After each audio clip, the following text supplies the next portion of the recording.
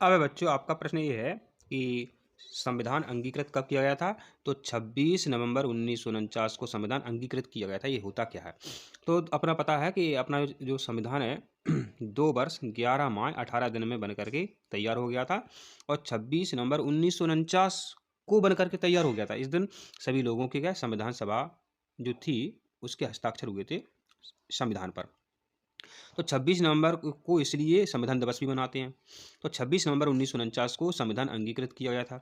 लेकिन पूरी तरह से संविधान जो है 26 जनवरी 1950 को लागू हुआ था पूरी तरीके से 1950 को। कब? 26 जनवरी 1950 को। इसलिए 26 जनवरी को हम गणतंत्र दिवस भी मनाते हैं। यहाँ देखते हैं अपन को 6 संविधान ने अपन को 6 मौलिक अधिकार दिए हैं। 6 मौलिक अधिकार दिए हैं, ध्यान देना। एक है शोषण के विरुद्ध अधिकार। माने बच्चों किसी बच्चे की उम्र जो है 14 साल से कम है तो उनको फैक्ट्री में नहीं लगा सकते हैं। शोषण के विरुद्ध अधिकार ये कहता है अगर किसी बच्चे की उम्र जो है 14 साल से कम है तो उसको अपन फैक्ट्रियों में उनसे काम नहीं करवा सकते हैं। अगला जो क्वेश्चन है विश्व के बारे में क्वेश्चन आता है कि डेट्राइट का मतलब क्या है? तो बच्चों डेट्राइट क्या है? एक शहर है, ये विश्व का एक शहर है, पता नहीं अमेरिका का कहाँ का है, अमेरिका का है संभवतः। तो डेट्राइट एक शहर है, वहाँ पर क्या बड़ी बड़ी मोटर कार हैं, बड़ी बड़ी गाड़ियाँ बनाई जाती हैं, ठीक है। तो इसी तरह अपना जो अपने भारत में जो पीथमपुर है, अपना एक मध्य प्रदेश में धार जिला है, वहाँ पर एक पीथमपुर शहर है। तो पीथमपुर में भी बड़े बड़े बड़े बड़े उद्योग धंधे हैं, वहाँ पर मोटर कारें बसें बनाई जाती हैं। तो अपने पीथमपुर को भी अपन क्या कहते हैं? डेट्राइट कहते हैं। पूछा जाता है कि भारत का डेट्राइट कौन सा शहर है? पीथमपुर है भारत का डेट्राइट। और विश्व का डेट्राइट, जो डेट्राइट है पता नहीं अमेरिका का है कहाँ का है, यहाँ बड़े बड़े वाहन बनाए जाते हैं। तो अपने भारत का डेट्राइट कौन सा बताओ बताओ? पीथमपुर। पीथमपुर कहाँ है? धार में है। यहाँ पर बच्चे आप देखिए, यहाँ पर हुआ है लाल बहादुर शास्त्री। तो ये लाल बहादुर शास्त्री ऐसे प्रधानमंत्री हैं जिनको मरणोपरांत इनको बच्चों भारत रत्न दिया गया था। भारत रत्न दिया गया था, ध्यान दें। मरणोपरांत लाल बहादुर शास्त्री को भारत रत्न दिया गया था, ये पूछा जाता है। अच्छा एक बताओ, जो परमवीर चक्र है ये होता क्या? माने जो युद्ध में बहुत वीरता दिखाते हैं, युद्ध में बहुत साहस दिखाते हैं, मतलब इतने वीर हैं उनको परम कहा गया, परमवीर माने सबसे अधिक वीर। तो ऐसे सैनिकों को या ऐसे व्यक्तियों को परमवीर चक्र मिलता है। वो कौन सा चक्र है? शौर्य दिखाने वाला। शौर्य दिखाते हैं वो लोग, अपना शौर्य दिखाते हैं, उनको परमवीर चक्र मिलता है। ये साहस का, युद्ध का ये सबसे बड़ा पदक है। कौन? परमवीर चक्र। यहाँ पर आप देखिए, यहाँ पर एक प्रश्न है कि संक्षारण क्या होता है, ठीक है। तो ध्यान दें, अगर लोहे के बर्तन हैं तो इन पर बच्चों क्या जंग लग जाती है? क्या लग जाती है? जंग लग जाती है। अच्छा जंग का सूत्र क्या है? वो पूछते परीक्षा में कई बार पूछते रहते, मानते ही नहीं है वो।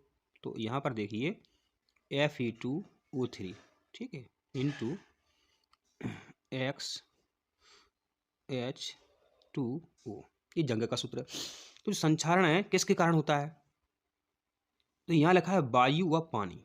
तो वायु ये ऑक्सीजन है और पानी ये है आपका। तो जो बर्तन है अगर खुले में रखे हैं तो पानी के कारण और ऑक्सीजन के कारण उस पर जंग लग जाती है। तो जंग किस कारण से लगती है? वायु और पानी के कारण, हवा और पानी के कारण लोहे के बर्तनों पर जंग लग जाती है। जंग का सूत्र पूछते तो हमने आपको बता दिया। अब हम बात कर लेते हैं बच्चों शुद्धता के बारे में। अब दूध की शुद्धता कैसे पता करते हैं कि दूध शुद्ध है, कि उसमें पानी मिला हुआ है या और कुछ मिला हुआ है? अब तो आजकल कई पाउडर आते हैं। तो एक यंत्र होता है लैक्टोमीटर। तो लैक्टोमीटर से दूध की शुद्धता का पता लगा लेते हैं। लैक्टोमीटर से दूध की शुद्धता का पता लगा लेते हैं। अच्छा अभी सोना है, तो सोने की जो शुद्धता है वो किस में मापते हैं? कैरेट में मापते हैं। अच्छा बच्चे पता है आपको, आप दुकानदार के पास जाइए, उससे कहना हमें सोना चाहिए। अगर अच्छा दुकानदार हो तो पूछेगा कितने कैरेट का चाहिए। तो मन बच्चों अगर 24 कैरेट का आप सोना ले रहे हैं, वो जेवर ले रहे हैं, तो शुद्ध सोना है 24 कैरेट का। 24 कैरेट, 20 कैरेट, 18 कैरेट और कम कैरेट के ले लो 15 कैरेट, तो सस्ता होता जाएगा सोना, उसमें सोने की मात्रा कम होती जाएगी, ठीक है। तो सोने की शुद्धता का पता कैसे लगाते हैं? अपन कैरेट से लगाते हैं। तो 24 कैरेट सोना होता है वो शुद्ध होता है। और सबसे तन्य धातु कहें या लचीली धातु कहें तो सोना ही है। क्या है? सोना। एक प्रश्न और पूछते हैं कि कठोरता के बारे में पूछते हैं। तो देखो पहले तो बच्चों देखो यहाँ पर सोना हो गया अपना, क्या हो गया? पहले बच्चों अपना सोना हो गया, सोने का संकेत होता है।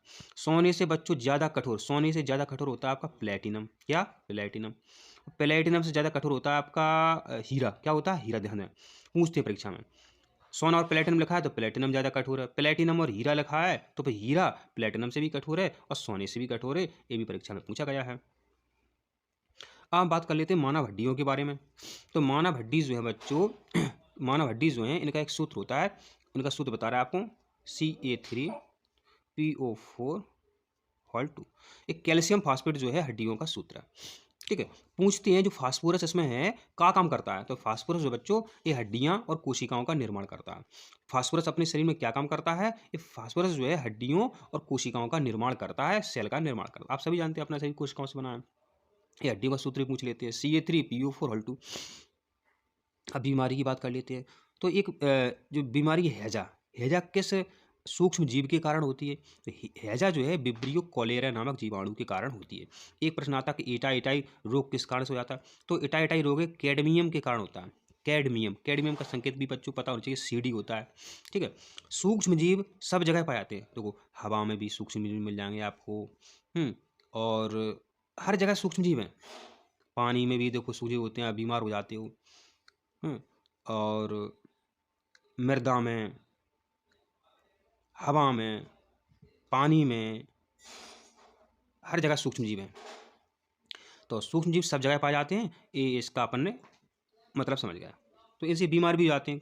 अधिकतर सूक्ष्म जीव जो है बीमारी करने वाले होते हैं, बीमार कर देते हैं।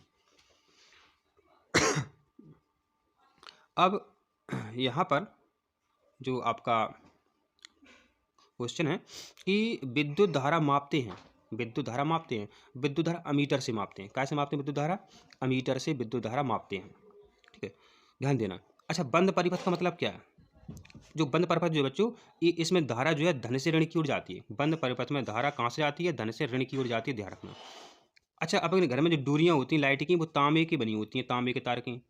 तो जिनमें विद्युत धारा बहती है उन्हें अपन चालक कहते हैं। जिनमें विद्युत धारा बहती है उनमें क्या कहते हैं? अपन चालक कहते हैं। तांबे के तार हैं, एल्यूमिनियम के तार हैं, ये सब क्या है? ये चालक हैं। और धारा अमीटर से नापते हैं, धारा अमीटर से नापते हैं। ऐसा ही प्रश्न पूछा गया है कि अपवर्तनांक पर आया है कि वायु के सापेक्ष जो है कांच का अपवर्तनांक कितना होता है? तो 4/3। वायु के सापेक्ष कांच का अपवर्तनांक होता है बच्चों 4/3।